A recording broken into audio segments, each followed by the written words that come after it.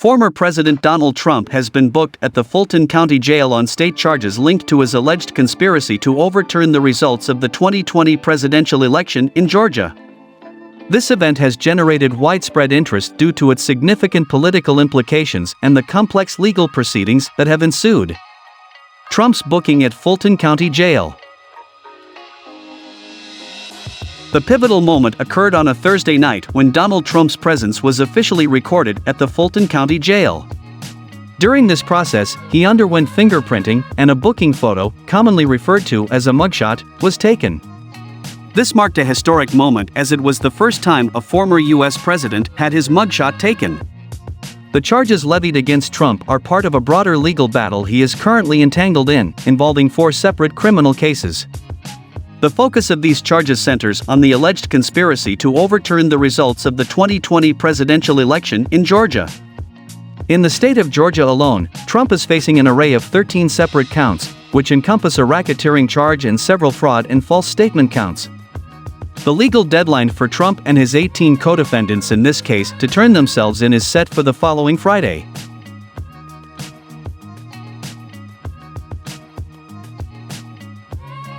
Trump's sympathy for co-defendants. In the wake of his booking, former President Trump expressed empathy for his co-defendants who are also embroiled in the Georgia elections case. He articulated his belief that their lives have been unjustly disrupted by the weighty criminal charges they now face. In an interview with Newsmax, Trump voiced his concern for these individuals, characterizing them as high-quality people who have been thrust into an ordeal they do not fully comprehend. Trump's plea was clear: those people have to be released from this horrible thing that they're going through. Furthermore, Trump acknowledged that some of his co-defendants are financially disadvantaged, and for many, the legal battle ahead could pose severe financial strain. Despite his billionaire status, Trump has not publicly offered to contribute to the legal defense costs of the individuals charged alongside him in Georgia.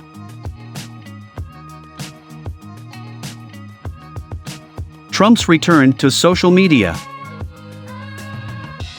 One noteworthy aspect of Trump's post-booking activities was his return to social media.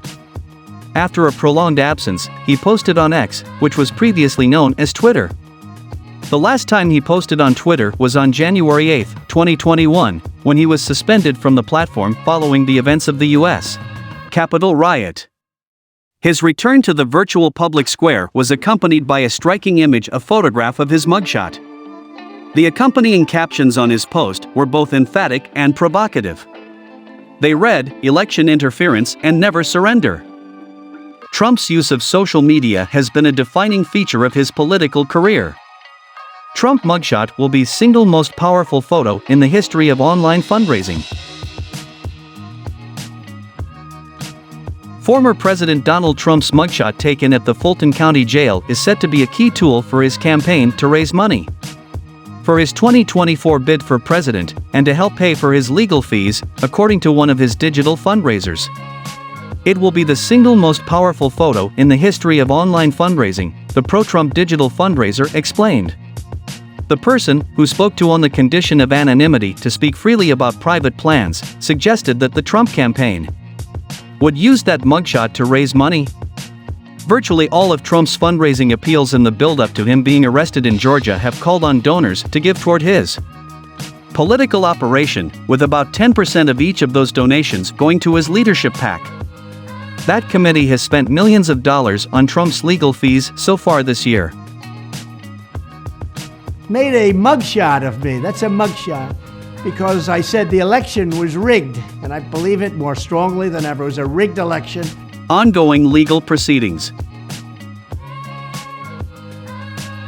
While Trump has been booked and released, the legal saga is far from over. He has not yet been arraigned on the 13 criminal counts related to the Georgia election interference case. The Atlanta District Attorney, Fani Willis, has proposed arraignment for Trump and his 18 co-defendants during the week of September 5. It is noteworthy that some of these arraignments may be conducted virtually, according to statements from the Fulton County Sheriff's Office. In the meantime, Trump's legal team has signaled their intention to contest Willis's proposal for an October 23 trial date, which is just 2 months away. Additionally, in a court filing, Trump's attorney expressed plans to sever Trump's case from that of his co-defendant Kenneth Casebro, who is seeking a speedy trial. Another co-defendant, former White House Chief of Staff Mark Meadows, is scheduled for a Monday morning hearing in U.S. District Court in Atlanta. This hearing pertains to his bid to move the state-level election case to federal court, adding another layer of complexity to the legal proceedings.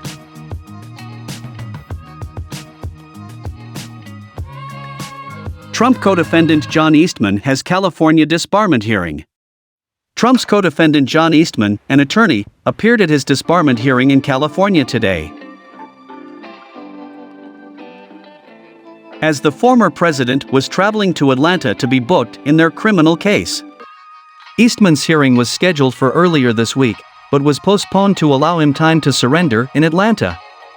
Eastman is the target of a disbarment action for making false statements about purported election fraud, including during a Stop the Steal rally outside the White House on January 6, 2021.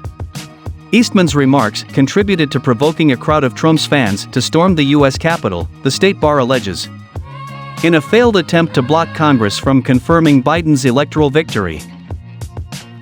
Marjorie Taylor Greene has arrived at Fulton County Jail ahead of Trump's surrender. Republic.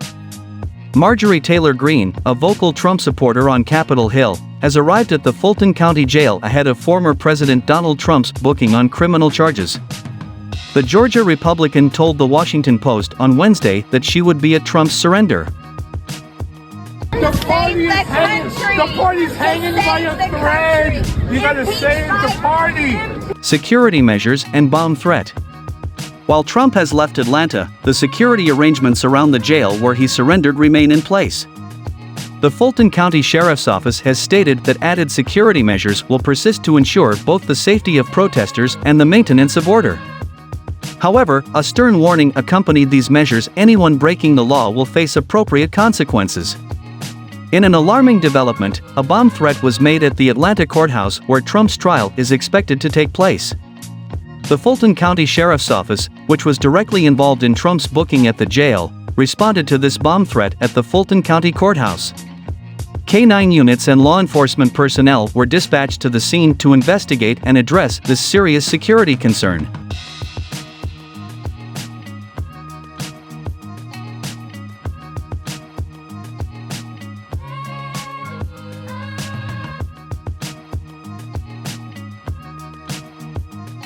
Co-defendants surrender. It is noteworthy that a significant portion of Trump's 18 co-defendants have already surrendered at the Fulton County Jail. These co-defendants include prominent figures such as Rudy Giuliani, Sidney Powell, and Mark Meadows. The surrender of these individuals underscores the gravity of the legal challenges they collectively face. However, several co-defendants are yet to surrender, and the clock is ticking. The Atlanta District Attorney, Fani Willis, has set a deadline for all 19 defendants in her case to surrender by Friday at noon.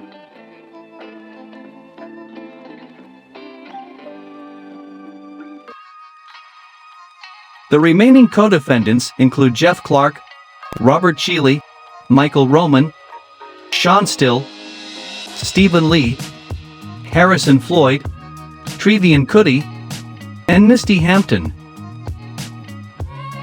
That wraps up our coverage of the recent developments surrounding former President Donald Trump and the legal proceedings related to the 2020 presidential election in Georgia. This is indeed a significant and complex situation that has captured the nation's attention. If you found this video informative, please give it a thumbs up and consider subscribing to our channel for more updates on this ongoing story and other important news. Thanks for watching.